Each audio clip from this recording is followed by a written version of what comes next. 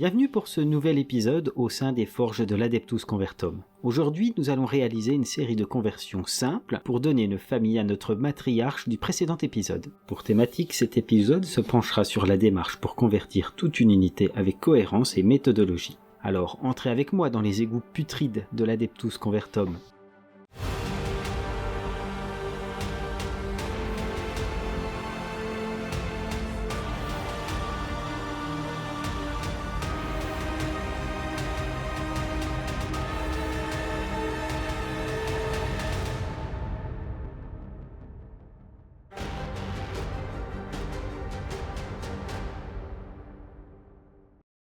Avant de commencer à couper et coller, nous allons faire une étude sommaire de notre sujet. Une figurine convertie doit raconter son histoire et chaque histoire a ses propres codes et références. Chaque ruche orientine est parcourue par un réseau de canaux dont les eaux captées par la stratosphère ruissellent depuis la spire vers les bas-fonds. À mesure que l'eau s'écoule à travers la ruche, elle se charge de déchets chimiques causant de nombreuses déformations chez les nouveau-nés des strates inférieures. Il arrive souvent que les parents décident de confier ces pauvres créatures aux eaux qui se montrent parfois clémentes avec elles. Les avortons, comme leur nom l'indique, regroupent de vastes bandes de créatures chétives et déformées. Ils sont aux ruchiers ce que sont les snotlings aux gobelins et aux orques. Il est aussi facile de former des unités que les saupoudrer dans les autres troupes de votre armée de zélobes. Pour les incarner sur votre champ de bataille, la solution la plus simple et économique sont les Goblins Warriors de Goblinville pour le Seigneur des Anneaux. 36 figurines par boîte pour seulement 40 €, c'est une aubaine au vu de son rapport qualité-prix. Mais nous allons explorer d'autres alternatives tout en gardant à l'esprit que la difficulté avec ce genre d'unité très populeuse est de rester cohérente entre le temps de conversion et le prix par figurine. Voici la série de figurines que je vous propose de décomposer. La base de ces conversions est issue pour la plupart de corps de Snotling de la gamme Citadel. Plus petits que les gobelins pour AOS, les Snotlings, les Gnoblars et les Gretchen sont plus adéquates pour créer mes avortons comparativement aux gobelins que je trouve déjà trop massifs par rapport à un humain standard. L'idée de toutes les conversions est d'adjoindre à chacun des corps chétifs une tête de taille humaine de toute provenance.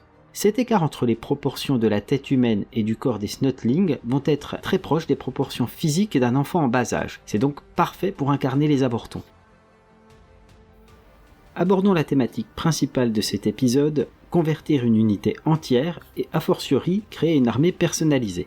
C'est une opération qui est aussi chronophage que budgétairement délicate. Voici mes quelques conseils pour vous guider.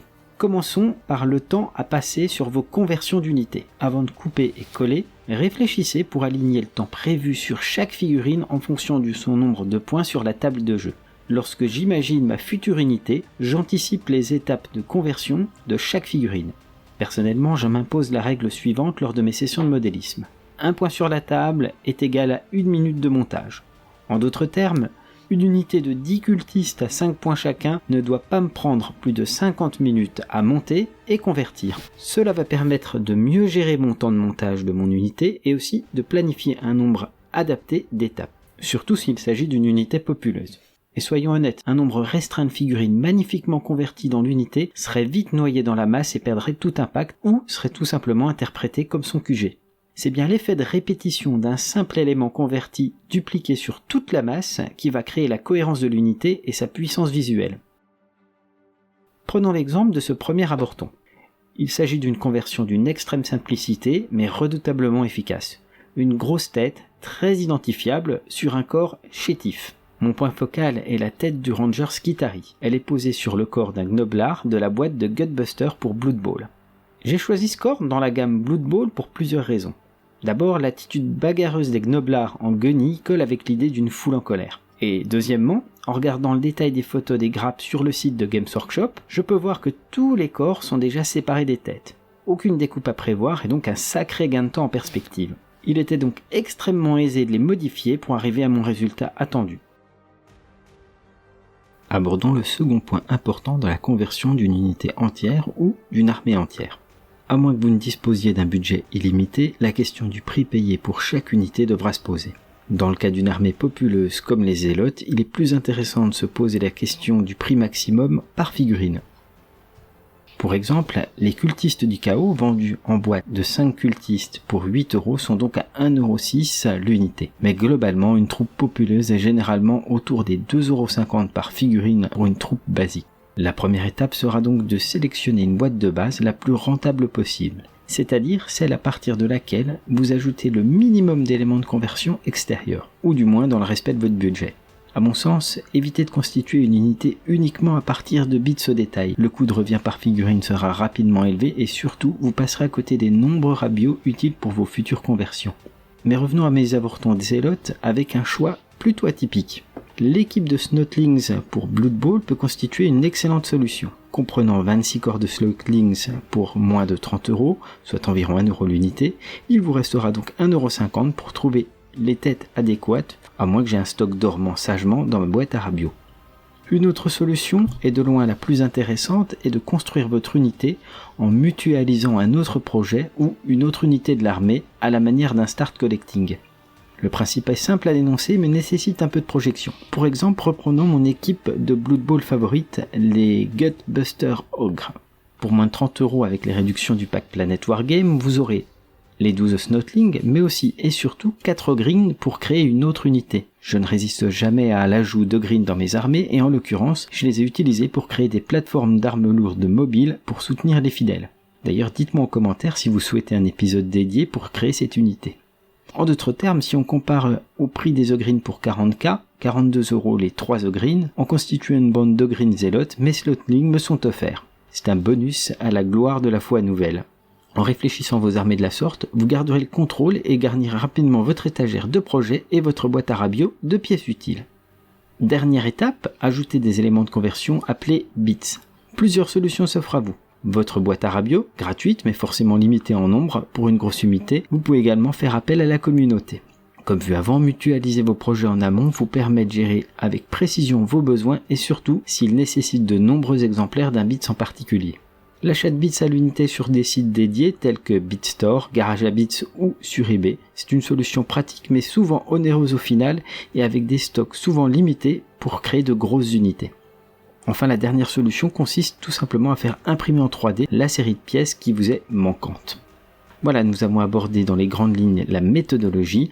Nous pouvons désormais revenir à la décomposition de mon unité d'avorton. Nous allons voir figurine par figurine quels sont les éléments utilisés et donc compatibles pour donner de la diversité à votre unité. Ce deuxième avorton est également la fusion de 2 boîtes. Vous aurez reconnu la tête d'un Skitari Ranger, j'ai principalement axé mon choix sur des têtes portant un masque à gaz ou assimilé. N'oublions pas que les avortons vivent dans un environnement toxique et pathogène. Le corps est celui d'un grotte armé d'un tromblon, il a été extrait de la boîte Orc Gretchin que nous avons préalablement utilisé pour le corps de la matriarche. Troisième avorton, un corps de Snotlings issu des Gutbusters sur lequel j'ai ajouté une tête de guerrier du culte Genestealers. Notez de Games Workshop propose un kit d'upgrade Genestealer culte comprenant 14 têtes plutôt diversifiées pour moins de 10€. Bref, de quoi montrer une troupe nombreuse avec de bels effets de masse pour moins de 1,50€ par figurine, tout compris.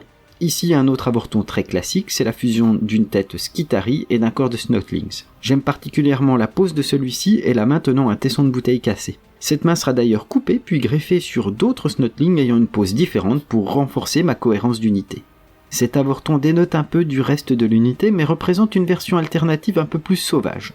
Il est composé d'un corps de Gretchin issu du kit Orc Gretchin et d'une tête de ghoul issue du kit Sombre Guet utilisé dans nos précédentes vidéos.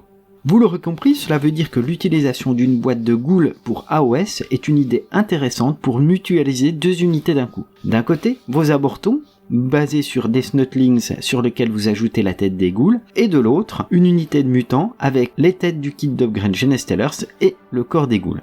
Ce genre d'unité est vraiment l'occasion d'utiliser vos précédents kits pour minimiser le coût au maximum.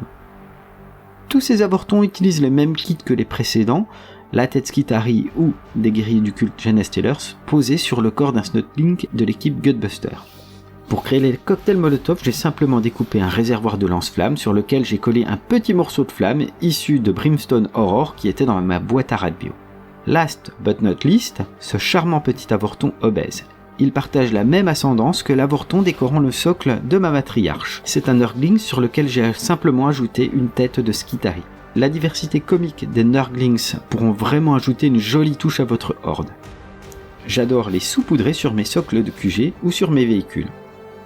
Voilà une liste non exhaustive de kits en vente vous permettant de faire vos abords. La clé pour créer une belle unité est la diversité, alors laissez parler votre créativité.